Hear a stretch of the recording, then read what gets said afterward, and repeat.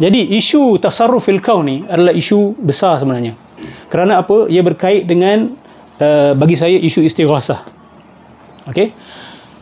Kalau seseorang manusia mempercayai bahawa kalau dia sampai ke sebuah kuburan dan dia beriktikad bahawa orang yang dalam kubur itu diberikan mandat oleh Allah Subhanahu Wa Taala untuk mengurus alam ini, bahkan boleh menghidupkan yang mati, bahkan berkuasa atas segala sesuatu, saya tanya, bukankah itu telah memberikan makhluk sifat-sifat Allah Subhanahu Wa Taala? Sebab teori tasarrufil kaun ni dia tak berhenti kepada yang ni uruskan timur, barat, selatan, utara, tak Dia sampai ke tahap wali-wali kutub ini boleh menguruskan rezeki, bahkan boleh mengawal hati awak. So boleh mengawal hati. Detikan hati itu adalah di dalam kawalan seorang wali. Ada tak dalam Avengers ke, Marvel ke, superhero yang ada power macam tu? Ha? Siapa? Wanda. Oh, dia boleh kawal. Oh, tak ya Dia boleh masuk dalam minda orang. Tapi dia boleh masuk dalam hati tak? Tak, itu otak. Tu main kat otak lagi. Hati? Ha? Super power yang mana? Tak ada. Tu saya kata. Super power ni patut masuk dalam Infinity Ring nombor 6. Itu the most powerful sebenarnya. Kalau awak boleh kawal detikan hati orang, you are the most powerful.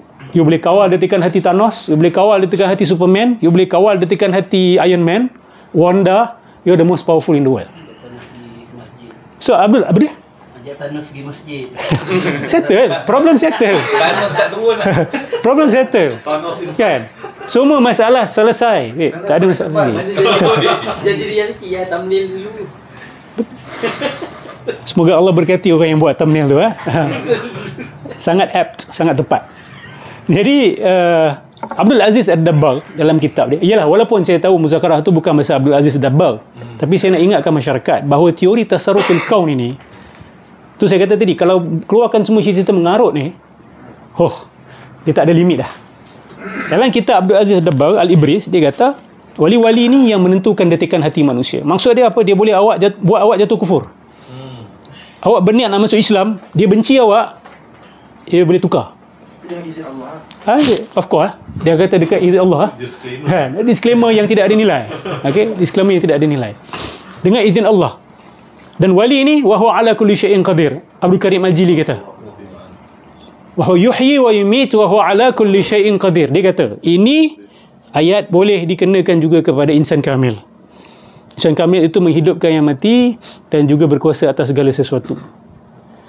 So cuba bayangkan seseorang yang datang ke kuburan seorang wali dengan i'tikad itu. Dia minta pada siapa? Rezeki dia akan minta pada siapa? Iman dia akan minta pada siapa?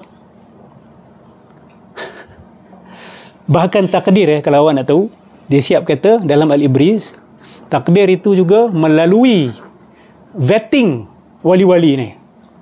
Allah akan beritahu wali-wali ni, dia orang yang akan vet. Dia orang akan tengok sesuai ke tak sesuai, nak kasih siapa rezeki, nak ambil anak siapa, nak kasih siapa bercerai, siapa berkahwin, semua di dalam perbincangan mereka. Cuba bayangkan orang yang datang ke kuburan seorang wali dan dia ada i'tikad-i'tikad ini.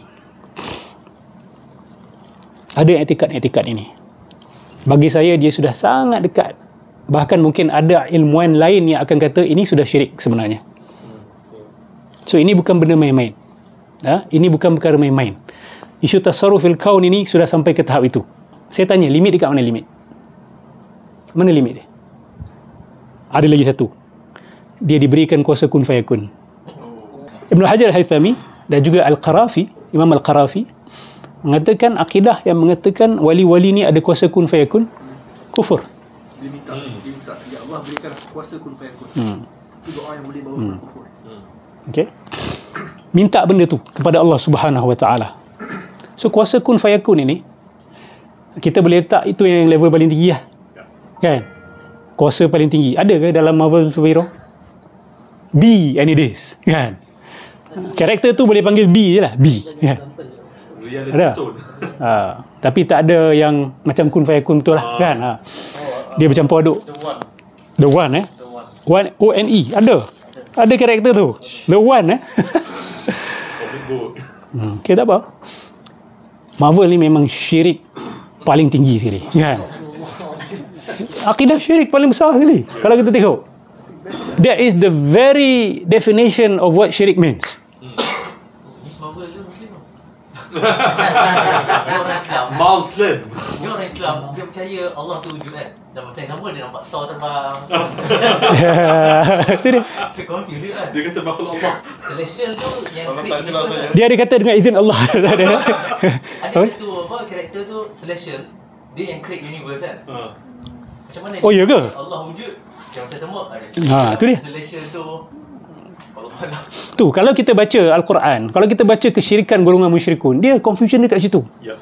Sejap dia kata, oh, Allah Al-Khaliq, Allah yang memberi rezeki, Tuhan yang Esa itu. Lepas tu dia kata, tidak ada yang menghancurkan kami kecuali time. Wa ma yuhlikuna illa dahr. Lepas tu siap kata, oh, tidak ada hari kebangkitan. Lepas tu kadang-kadang dia samakan Allah dengan Tuhan-Tuhan yang lain. Yang adilun, samakan. So dia orang tak ada satu akidah yang kita kata kita boleh tulis dalam buku. Kita kata adalah akidah syirik yang bercampur aduk. Sama juga macam kisah Marvel ni. Dia bercampur aduk. Kita nak tulis satu teori, oh Marvel punya teori ketuhanan begini, impossible. Yep. Impossible. Sebab bila masuk Mrs. Marvel dah ada tauhid dah. Dah ada tauhid dah tu. Kan? Dia cuba nak membawa konsep tauhid. Silakan. Betul tak? Apa ni? Al-Fadil Ustaz Engku dia sebut apa beza kalau kita kata PM ni mentadbir negara dengan wali mentadbir. Dua-dua mentadbir, tapi bukan mentadbir macam Tuhan mentadbir, iaitu mencipta. Ya. Betul Ustaz? Tu saya kata benda tu dia tak mustahil aklan. Ustaz Salman pun tak kata benda tu mustahil secara akal. Tetapi dari segi syarak tidak ada panduan berkenaan isu ni. Kita tahu malaikat diberikan pertanggungjawaban tertentu. Tak ada masalah pun. Kita tak kata malaikat yang tarik nyawa ni syirik. Allah tarik nyawa, Israel pun tarik nyawa. Syirikkan Allah. Sebab Allah yang beritahu kita. Kan? Rasulullah SAW beritahu kita. Jibril bawa wahyu. Allah kasih wahyu, Jibril pun kasih wahyu juga. Oh, dah mensyirikkan Allah ni. Tidak. Sebab Allah Subhanahu Wa Taala yang memberikan mandat itu. Mana dalil, mana bukti yang mengatakan bahawa wali-wali kutub ni mengurus alam ni? So, mana letak malaikat-malaikat ni? Kan dah bercanggah cerita dengan cerita malaikat. Malaikat rezeki, betul tak? Turunkan hujan. Ni bukan malaikat, wali pula yang buat. Kenapa Nabi tak cerita langsung? Yang ada hanya arithuna ya ibadallah. Kan, kalau tersesat kat padang pasir, panggil arithuna ya ibadallah. Senang kita kata malaikat lah. Kan? Ataupun mungkin jenis Islam, tak ada masalah. Minta tolong je. Kita tak tahu siapa nak minta tolong. Kita kata, wahai hamba-hamba Allah yang berada di sini, tolonglah aku. Ada Rasulullah kata itu wali kutub yang dengar. Wali abdal, autad, tak ada. Lagi satu, memang ada Rasulullah SAW sebut hujan diturunkan kerana mereka-mereka ini. Orang-orang soleh di sebuah tempat, Allah turunkan hujan kerana mereka. Sayangnya Allah kepada mereka. Ada orang-orang seperti ini, kita tidak nafikan. Tapi untuk mendakwa bahawa mereka diberikan mandat, ni mandat ni cerita lain. Mandat cerita lain. Mustajab doa cerita lain. Okey? Mustajab doa cerita lain. Mandat cerita lain. Dan mustajab doa pun bukan dalam semua keadaan. Contoh, Rasulullah punya doa sendiri ada yang tidak Allah tunaikan. Betul? Tadi Allah Subhanahu Wa Taala tidak tunaikan. Adakah Nabi berani kata aku ada kuasa kun fayakun? Siapa paling layak untuk dakwa dia ada kuasa kun fayakun? Rasulullah sallallahu alaihi wasallam. Tapi Nabi sendiri tak pernah kata aku ada kuasa kun fayakun.